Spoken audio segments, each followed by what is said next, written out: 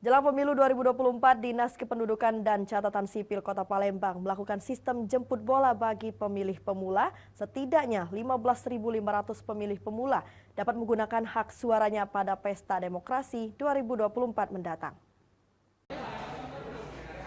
Berbagai bidang di lingkungan pemerintah Kota Palembang mulai bergerak sesuai tupoksi masing-masing guna meningkatkan partisipasi pemilih pemula pada pelaksanaan pemilu 2024 mendatang.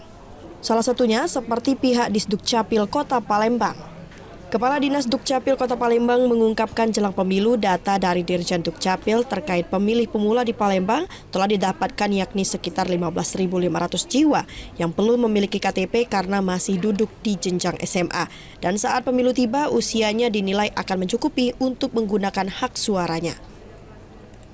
Terkait hal tersebut, Disdukcapil Kota Palembang sudah melakukan program jemput bola di 60 sekolah dan kelurahan-kelurahan guna melakukan perekaman bagi pemilih pemula yang usianya masih 16 tahun dan langsung melakukan pencetakan KTP bagi pemilih pemula yang usianya sudah 17 tahun.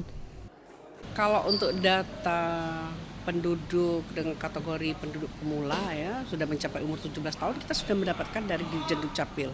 Jadi kita sudah turun kurang lebih 15.500. Jadi langkah pertama tentu anak-anak yang pemula ini kan ada di sekolah-sekolah. Kita sudah turun sekitar 60 sekolah SMTA.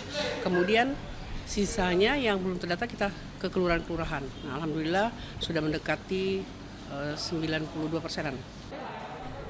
Untuk jumlah pemilih pemula di Palembang diperkirakan lebih tinggi dari pemilu tahun 2019 lalu. Sementara untuk progres perekaman jemput bola yang dilakukan sudah mencapai 92%. Dari Palembang, Erwin Setiawan, iNews melaporkan.